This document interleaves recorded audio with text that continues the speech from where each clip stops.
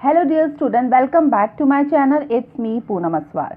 तो आज हम केमिस्ट्री के क्वेश्चन आंसर करेंगे क्लास 10th के, और चैप्टर का नाम है पीरियोडिक क्लासिफिकेशन ऑफ एलिमेंट, जो कि फुल एनसीईआरटी एक्सरसाइज है। चलिए देखते हैं इसका फर्स्ट क्वेश्चन क्या है। फर्स्ट क्वेश्चन में पूछा गया है, which of the following statement is not a correct statement about the trends when going from left to right across the periods of periodic table. जब हम पीरियोडिक टेबल में left से राइट मूव करते हैं तो कौन सा स्टेटमेंट है जो करेक्ट नहीं है, आपको ये बताना है। बाकी तीन करेक्ट होंगे स्टेटमेंट, मगर उसमें से एक स्टेटमेंट क्या है वो रॉन्ग होगा, हमें वो बताना है। तो जो इसके ऑप्शन है वो क्या है। ऑप्शन ए है the element become less metallic in nature. Option B the number of valence electrons increase. Option C the atoms you lose their electrons more easily. And option D the oxide becomes more acidic. तो इसका सही answer है option C, the atoms lose their electrons more easily. Okay, अब है second में पूछा गया है, elements X forms a chloride with the formula Xl2, which is a solid with a high melting point X. Would more likely be in the same group of the periodic table as. Element बताना है, X के बारे में बताना है, और हमें ये दे दिया गया है कि ये कंपाउंड को फॉर्म कर रहा है, जो कि वो XCl2 है। वो क्या है हमें ये बताना है। तो इसके ऑप्शन है सोडियम, ऑप्शन बी है मैग्नीशियम, ऑप्शन सी है एल्युमिनियम, ऑप्शन डी है सिलिकॉन। तो इसका सही आंसर है ऑप्शन बी मैग्नीशियम। ओके, अब है क्वेश्चन नंबर थर्ड में पूछा गया विच एलिमेंट हैज। आपको एलिमेंट के नाम बताना है। तो इसका जो फर्स्ट क्वेश्चन है वो है two shells both of which are completely filled the electron. जिसके पास दो शेल है और दोनों शेल उसके कंप्लीट हो, वो कौन सा होता है, वो होता है नियॉन, यानी 2,8। ओके, सेकंड बी पार्ट पूछा गया है द इलेक्ट्रॉनिक कॉन्फ़िगरेशन 2,8,2। ऐसे एलिमेंट का नाम बताना है जिसका कॉन्फ़िगरेशन है 2,8,2, और वो सही क्या है, मैग्नीशियम होगा, क्योंकि मैग्नीशियम का एटॉमिक नंबर क्या होता है, 12 होता है, इसलिए इसका आंसर क्या है, मैग्नीशियम। ओके, अब है C, a total of 3 shells with 4 electrons in its valence shell. ऐसे एलिमेंट का नाम बताना है जिसके पास 3 शेल प्रेजेंट हो और उसकी जो आउटर शेल हो उसमें 4 शेल हो, तो वो बताना है। वो कौन सा होता है, वो होता है सिलिकॉन, जो कि है 2,8,4। ओके, डी है ट्वाइस एज।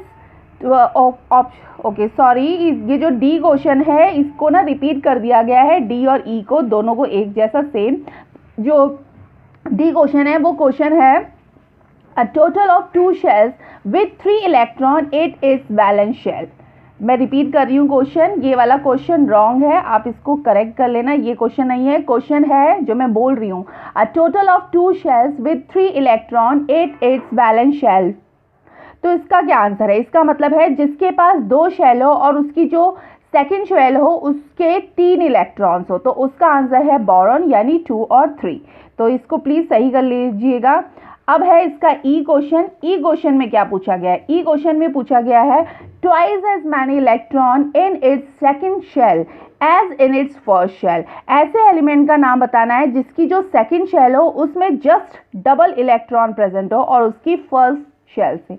तो उसका आंसर क्या है, कार्बन, जिसका है 2 and 4। ओके, नेक्स्ट क्वेश्चन है क्वेश्चन नंबर 4 में पूछा गया है what properties do all elements in the same column of the periodic table as boron have in a common। मतलब जो बोरॉन है जिस कॉलम से वो बिलोंग कर रहा है उसके नीचे जो भी एलिमेंट प्रेजेंट होंगे उनकी प्रॉपर्टी क्या होगी। तो आंसर क्या है, आंसर है element in the same column और group as boron have valency of 3 and have 3 valence electron. जो एलिमेंट्स है जो कि सेम कॉलम और ग्रुप में है वो कौन है, बोरॉन है। Boron have valency of 3 and have 3 valency of electron. तो ये है इसकी ये क्या प्रॉपर्टी। ओके, सेकंड इसका फोर्थ का बी पार्ट क्वेश्चन है what property do all elements in the same column of the periodic table as fluorine have in a common. मतलब फ्लोरीन के नीचे जितने भी हमारे एलिमेंट प्रेजेंट होंगे उनमें क्या कॉमन होगा, आपको ये बताना है। आंसर है element in the same column और group as fluorine from acidic oxide and have 7 electrons in their outermost shells and have a valency of 1। मतलब फ्लोरीन का एटॉमिक नंबर क्या होता है, 9 होता है। और अगर हम इसकी इलेक्ट्रॉनिक कन्फिगरेशन को देखें तो उसके जो आउटर मोस्ट शेल में 7 इलेक्ट्रॉन प्रेजेंट होंगे। फ्लोरीन के नीचे क्लोरीन आता है, फिर ब्रोमीन आता है, फिर आयोडीन आता है। जितने भी एलिमेंट फ्लोरीन के नीचे होंगे उसके जो आउटर मोस्ट शेल में 7 इलेक्ट्रॉन प्रेजेंट होंगे और उनकी इन सब की वैलेंसी 1 होगी, तो यही वो कॉमन होगा आंसर। ओके, अब है क्वेश्चन नंबर 5th में पूछा गया है an atom has a electronic configuration 287। तो इसका फर्स्ट पार्ट है what is the atomic number of this element. Atomic number क्या है इस एलिमेंट का, जो किस एलिमेंट का, जो ऊपर क्वेश्चन में लिखा गया है 287। तो इसका आंसर है the atomic number of the given element. जो आपको एटॉमिक नंबर दे रखा है, क्या दे रखा है, 287 क्वेश्चन में दे रखा है, उसका जो एटॉमिक नंबर होगा इस क्वेश्चन का वो क्या होगा, 7 होगा। इन तीनों को क्या कर लिया जाएगा, प्लस कर दिया जाएगा। ओके, अब है बी क्वेश्चन। बी में क्वेश्चन में पूछा गया है to which of the following elements would be chemically similar, atomic number are given in parenthesis. ये एटॉमिक नंबर दे रखे हैं, तो वो पूछ रहे हैं किस एलिमेंट के साथ इसके केमिकली सिमिलर होगी। तो आंसर क्या है, it would be chemically similar to fluorine F9 because its electronic configuration is 2 and 7। Element atomic number 17 के साथ और FA इसकी केमिकली सिमिलर होगी, तो ये इसका आंसर है। Now question number 6, the position of 3 elements A, B, C in the periodic table are shown below।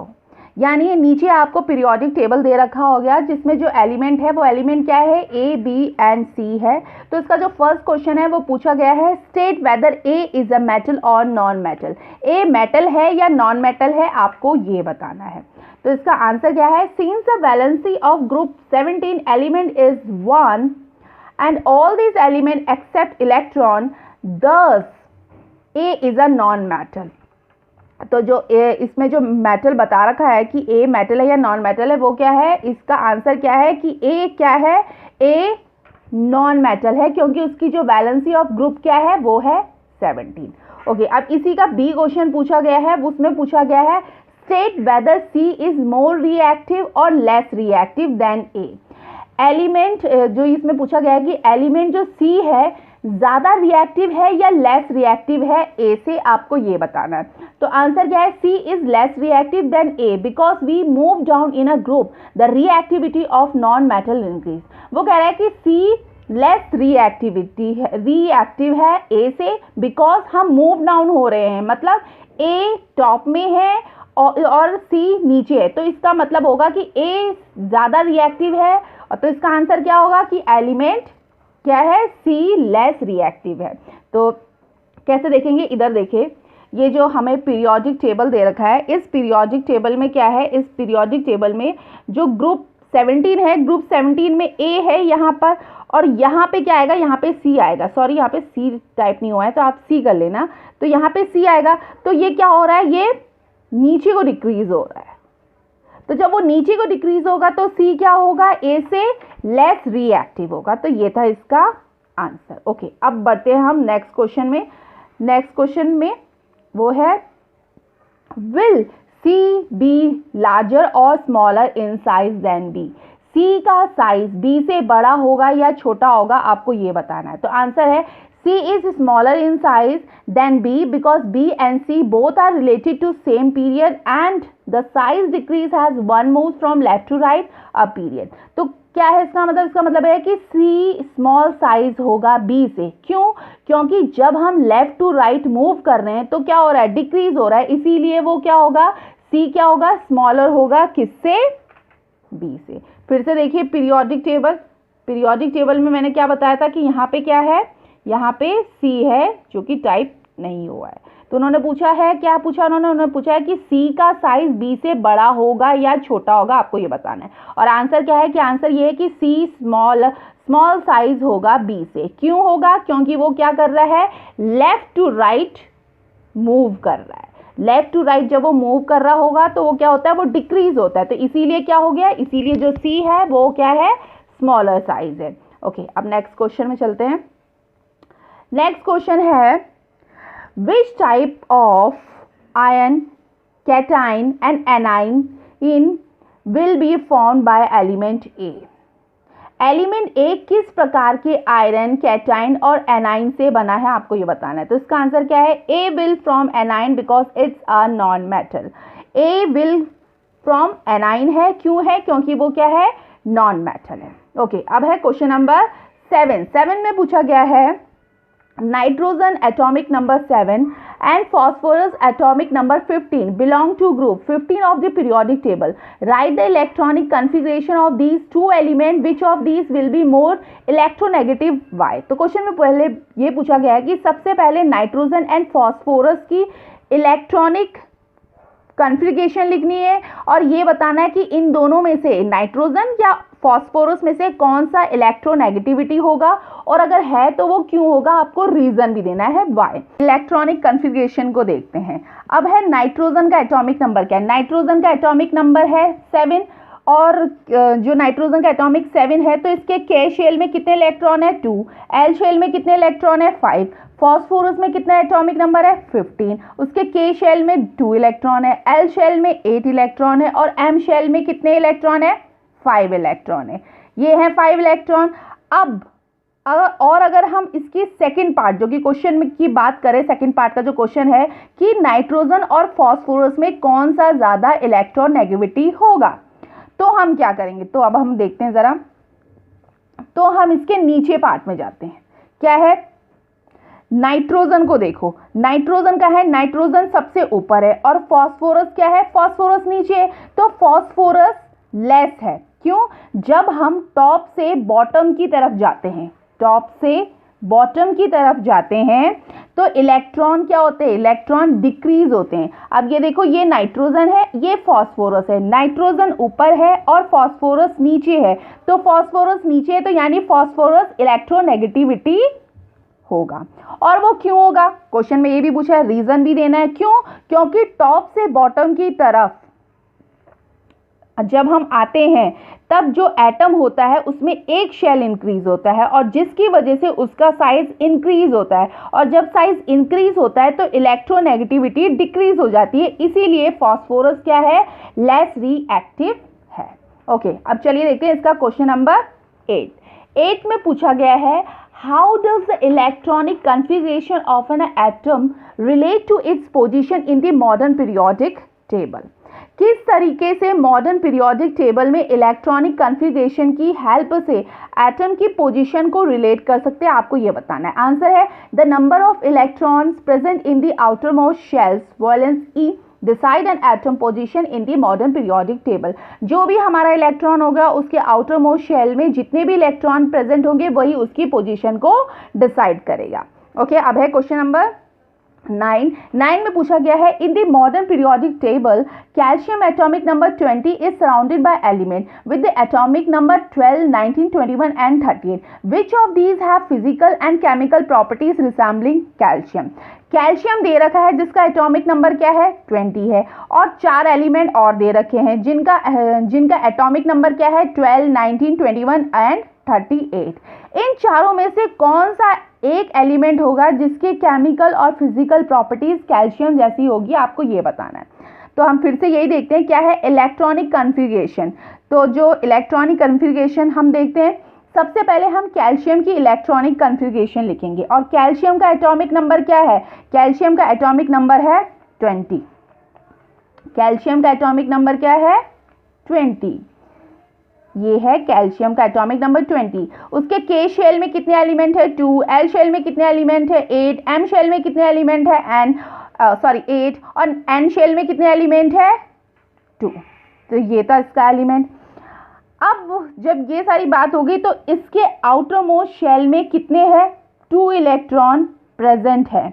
हम लोग इन चारों एलिमेंट, कौन से चारों एलिमेंट? 12, 19, 21 एंड 31 में इलेक्ट्रॉनिक कॉन्फ़िगरेशन को करें जिसके पास आउटर मोस्ट शेल में 2 इलेक्ट्रॉन प्रेजेंट होंगे, वो कैल्शियम के साथ सिमिलर केमिकल और फिजिकल प्रॉपर्टीज करेगा। कौन सा? Atomic number 12 and 38 has same electron in outermost shell, so it's chemical and physical properties remain the same. कौन सा जो एटॉमिक नंबर कौन सा है, 12 है, उसका क्या है, उसका है 2 भी है, उसके पास 2 भी है यहाँ पे एटॉमिक नंबर 12 में, और एटॉमिक नंबर जो 38 है उसके पास भी 2 है। तो अभी क्या बोला था मैंने ये बोला था कि इसके आउटर मोस्ट शेल में 2 इलेक्ट्रॉन प्रेजेंट होंगे। हम लोग इन चारों एलिमेंट में से इलेक्ट्रॉनिक कन्फिग्रेशन को करें जिसके पास आउटर मोस्ट शेल में 2 इलेक्ट्रॉन प्रेजेंट होंगे, वो कैल्शियम के साथ सिमिलर केमिकल और फिजिकल प्रॉपर्टीज करेगा। तो ये था इसका आंसर। ओके, अब चलिए देखते हैं हम क्वेश्चन नंबर 10। क्वेश्चन नंबर 10 में पूछा गया है compare and contrast the arrangement of element in mainly period table and modern periodic table. Mainly periodic table और मॉडर्न पीरियोडिक टेबल में आपको डिफरेंशिएट बिटवीन बताना है, कंपेयर करना है। तो जो फर्स्ट है उसमें बोला गया है elements are arrange in their increasing order of their atomic mass. यहाँ पर जो एलिमेंट होंगे वो इंक्रीजिंग एटॉमिक मास में बेस होंगे, और मॉडर्न पीरियोडिक टेबल में क्या होंगे, elements are arrange in the increasing order of their atomic number. यहाँ पर जो एलिमेंट्स होंगे वो इंक्रीजिंग एटॉमिक नंबर में बेस होंगे। ठीक है, मॉडर्न पीरियोडिक में किस में होंगे, इंक्रीजिंग होंगे एटॉमिक नंबर ऑफ बेस में। अब मैनली पीरियोडिक का सेकंड क्या है, इसमें है there are 8 group present in, इसमें 8 ग्रुप होते हैं। मॉडर्न पीरियोडिक में there are 18 group present in, इसमें 18 ग्रुप होते हैं। मैनली पीरियोडिक में groups are divided into sub group A and B. जो ग्रुप्स होंगे वो डिवाइडेड होंगे किसमें, सब ग्रुप में, और जैसे कि एग्जाम्पल हो गया ए एंड बी। और जो मॉडर्न पीरियोडिक टेबल होंगे उसमें बोला गया है no groups are divided into sub group, कोई भी ग्रुप्स डिवाइड नहीं होगा किसी भी सब ग्रुप में। तो ये था इसका डिफरेंशिएट बिटवीन यानी कंपेयर एंड कंट्रास्ट। तो ये पार्ट 1 वीडियो है, अभी पार्ट 2 वीडियो भी आएगी जिसमें फुल एनसीईआरटी इन टेक्स्ट के क्वेश्चन होंगे। कौन से चैप्टर के, पीरियोडिक क्लासिफिकेशन ऑफ एलिमेंट की। और ये जो वीडियो थी ये क्या थी, ये फुल एनसीईआरटी एक्सरसाइज के क्वेश्चन आंसर थे। तो आई होप आपको ये पसंद आया होगा। तो प्लीज़ अगर पसंद आया होगा तो लाइक करिए, शेयर करिए, और अगर आप चैनल पे न्यू हो तो चैनल को सब्सक्राइब भी करिए। Thank you.